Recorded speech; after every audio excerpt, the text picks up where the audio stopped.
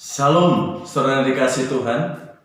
Sungguh saya sangat senang sekali pada pagi hari ini dalam ibadah Minggu 26 April 2020 kita bisa berjumpa lagi. Meskipun kesempatan sangat terbatas dan singkat. Khotbah atau renungan pada minggu hari ini saya beri judul Dari Gelap Terbitlah Terang. Dari gelap terbitlah terang. Kemarin Selasa, bangsa kita mengingat perjuangan R.A. Kartini 21 April. Kalau kita ingat R.A. Kartini, tentunya kita juga ingat bukunya yang luar biasa yang berjudul Habis Gelap Terbitlah Terang. Buku itu mengungkapkan bahwa di tengah-tengah kegelapan, di tengah-tengah menghadapi masa sulit, pasti di balik kegelapan itu akan menemukan kebahagiaan. Intinya, badai pasti berlalu. Gelap, habis gelap terbitlah terang. Banyak makna gelap di sini. Bisa dikuasai kegelapan, masa lalu yang suram, kegagalan, kedengkian, dan masa lalu yang mengecewakan Tuhan, meninggalkan Tuhan. Inilah yang akan kita lihat jika kita belajar dalam kehidupan Rasul Yohanes, Rasul Petrus, dan Rasul Paulus. Banyak hal masa lalunya yang gelap. Contoh tadi mengungkapkan bahwa sebab Allah yang telah berfirman, dari dalam gelap akan terbit terang. Ia juga yang membuat terangnya bercahaya di dalam hati kita. Saudara, siapa manusia yang tidak pernah gagal dalam hidupnya? Pasti semua manusia yang di dunia ini pernah mengalami kegagalan. Salah satu Yohanes sebagai murid yang terdekat dari Yesus pernah mengalami ketidakberdayaan. Saat Yesus disalib, bagaimana dia tidak berdaya, tidak bisa melakukan apa-apa, tidak bisa berbuat sedikit pun untuk guru. Rasul Petrus pernah mengalami kegagalan yang luar biasa. Dia menyangkal 3 kali. Bagaimana setelah penyangkalannya itu terkuak, terbuka, dia keluar menangis dengan sedihnya. Apalagi Paulus, karena dikatakan tadi dari gelap terbitlah terang. Paulus pernah bersaksi 1 Korintus 15 ayat 9, akulah rasul yang paling hina di antara semua rasul. Karena Paulus pernah masuki masa-masa gelap dalam hidupnya. Karena dia bersaksi, aku rasul yang paling hina, paling sadis, paling kejam, telah membunuh jemaat-jemaat Tuhan. Atau seperti Maria Magdalena, masa lalunya sangat suram, sangat gelap, dikuasai roh-roh jahat, kehidupannya sangat suram, gelap dan gelap. Tapi saudara dikasih Tuhan, di tengah-tengah gelap itu mereka mengalami pelepasan, mengalami kemenangan. Rahasianya apa? Mereka sudah berjumpa dengan Yesus. Mereka sudah mengenal dengan Yesus. Sehingga hidup mereka luar biasa. Perjumpaan disinilah yang membuat mereka ada optimis, ada semangat, ada kekuatan. Meskipun masa lalunya banyak yang gelap, banyak yang gagal, banyak mengecewakan, menyakitkan hati Tuhan, tapi para rasul di sini betul-betul luar biasa setelah bertemu, mengenal, berjumpa dengan Tuhan Yesus. Ada satu contoh, seorang penjahat besar di Jepang. Namanya Tokisi Isi.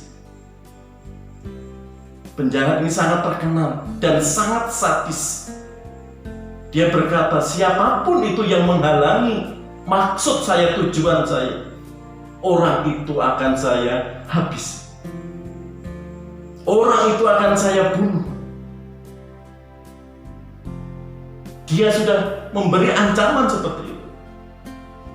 Karena itu pada suatu saat dia melakukan pembantaian satu keluarga di Jepang sana, Tokisi Isi ini ditangkap polisi Jepang, lalu dimasukkan dalam penjara. Dan pengadilan memutuskan dia harus dihukum mati. Saat di penjara, ada 2 misionaris dari Kanada mengunjunginya. Misionaris di sini terkenal sangat sabar di dalam melayani, memberitakan Injil di penjara. Tapi setelah melihat Tokisi Isi merang, akhirnya 2 misionaris dari Kanada ini menyerah dan meninggalkan sebuah Alkitab di kamar Tokisi. Apa yang terjadi, saudara? Beberapa hari dia melihat benda itu dan diambil dan dibaca pagi, siang, sore, malam, terus dibaca dan terus dibaca. Akhirnya Tokisi membaca satu ayat yang mengubah hidupnya, yaitu tatkala melihat Yesus disalib, dan di atas kayu salib itu Yesus berkata, "Ya Bapa, ampunilah mereka, sebab mereka tidak tahu apa yang mereka perbuat." Ayat itu dibaca berulang kali berulang. Dan disitulah dia menemukan kasih Kristus. Seketika dia luluh. Wajahnya yang garang, matanya yang tajam, bengis. Setelah melihat firman itu, dia menangis. Dan dalam kesaksiannya, dia berkata, setelah baca Alkitab, aku merasa ditikam persis di jantungku. Seakan-akan ada sebuah paku yang panjang menusuk jantungku. Apakah itu yang dinamakan kasih Kristus? Aku tidak tahu.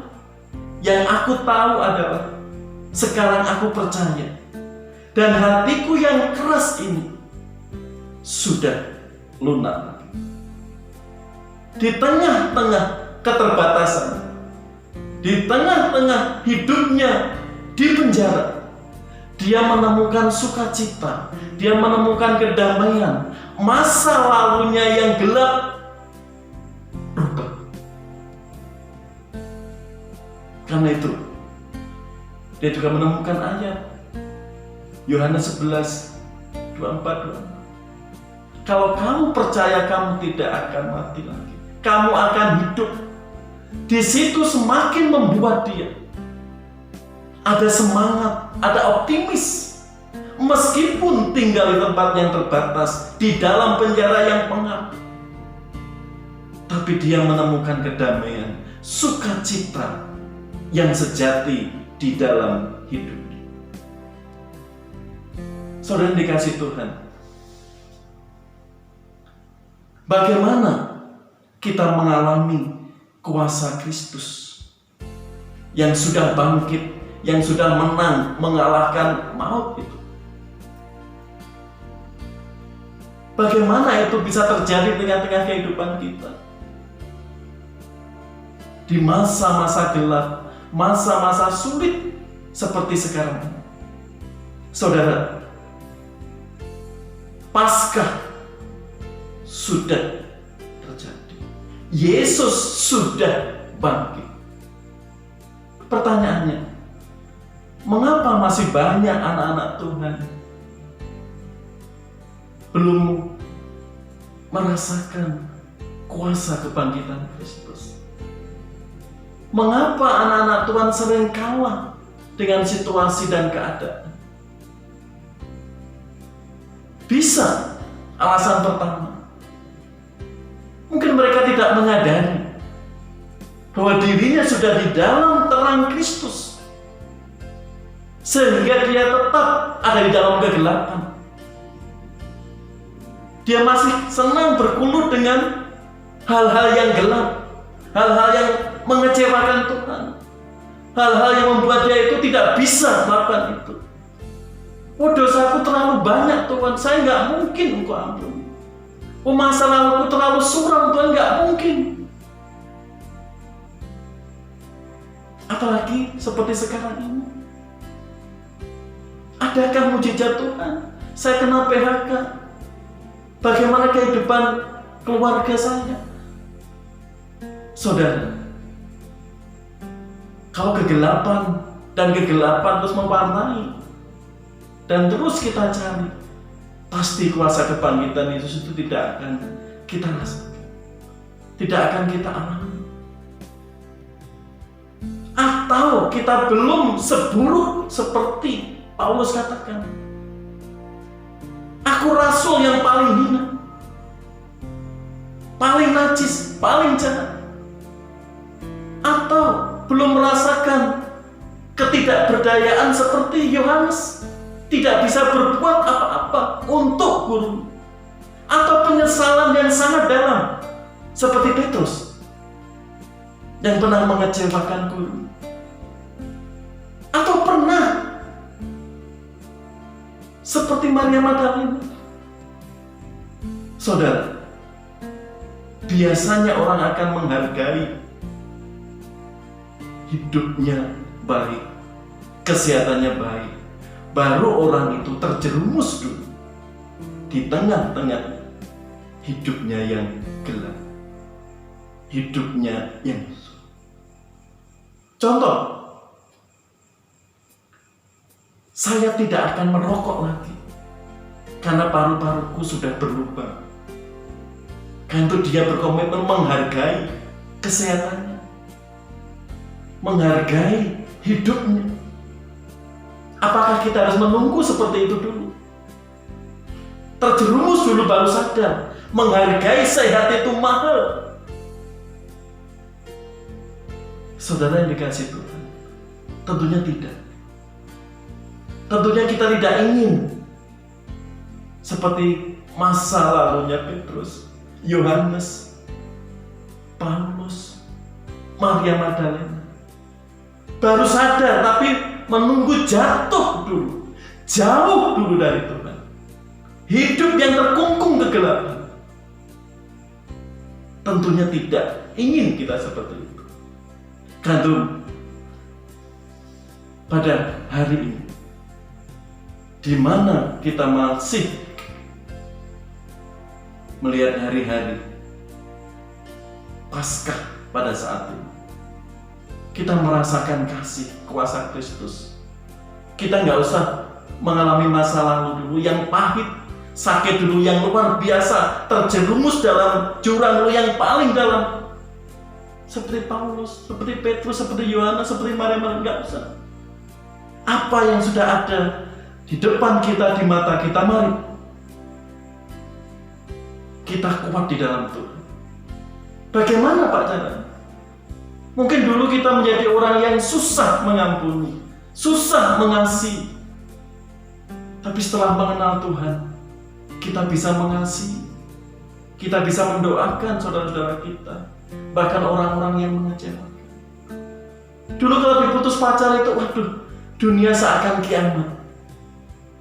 Seakan-akan yang paling cilaka dirimu.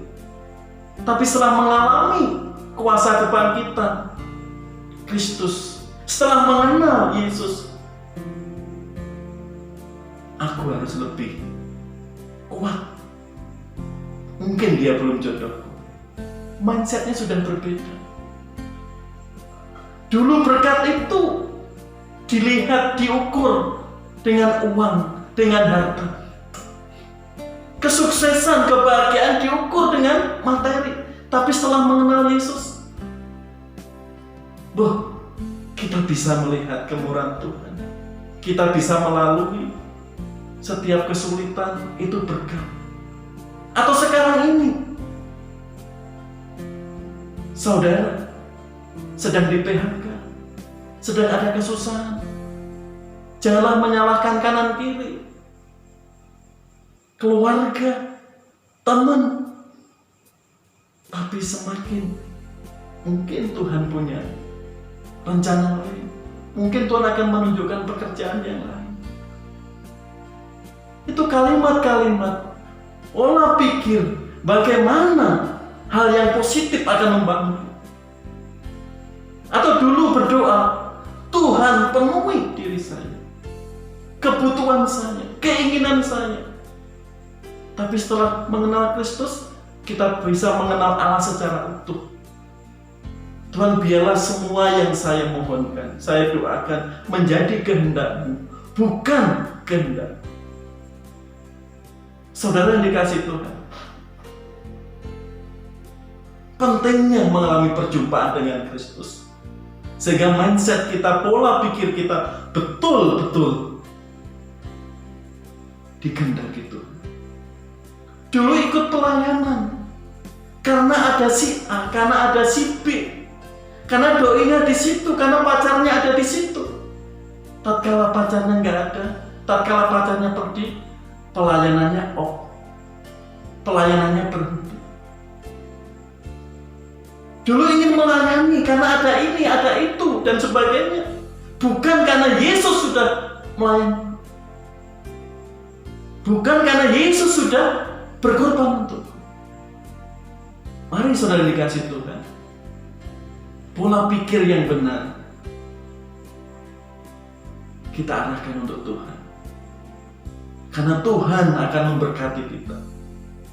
Karena itu Rasul Petrus berpesan di dalam 1 Petrus 1 ayat 6 dan 7, bergembiralah saat kamu diuji, karena ujian itu akan memurnikan iman. Aneh ya? Di tengah kesusahan, di tengah kesulitan seperti sekarang ini, kita tetap disuruh gembira. Itu seakan-akan gak masuk akal. Tapi itulah firman Tuhan. Justru di tengah ujian, kesulitan seperti sekarang ini, itu memurnikan iman kita di hadapan Tuhan. Saudara dikasih Tuhan, Tuhan akan berkarya. Tuhan akan melawat hidup kita, keluarga kita. Karena itu akan menguji iman kita. Di tengah-tengah tantangan, kesulitan seperti ini, iman kita sedang diuji di hadapan Tuhan. Masihkah kita mengandalkan Tuhan seutuhnya? Masihkah kita berdoa dengan sungguh-sungguh? Masihkah kita punya sikap yang jujur di hadapan Allah? Mari saudara, kita meniru sikap Yohanes, Petrus, Paulus. Pernah mengalami masa-masa yang gelap, tapi setelah berjumpa dengan Yesus, dia hidup dalam terang dan hidupnya memuliakan Tuhan. Saya yakin, dan kita semua harus yakin, di tengah-tengah ujian sekarang ini, Tuhan sedang memurnikan iman kita. Dan Tuhan sedang melawat umat. Tentu tetap andalkan Yesus. Tuhan tidak bodoh. Tuhan senantiasa melindungi dan memberkati kita. Mari kita berdoa. Terima kasih Tuhan firman-Mu hari ini. Dari masa gelap kami menuju terang. Pakailah hidup kami, keluarga kami Tuhan, bagi kemuliaan nama Engkau.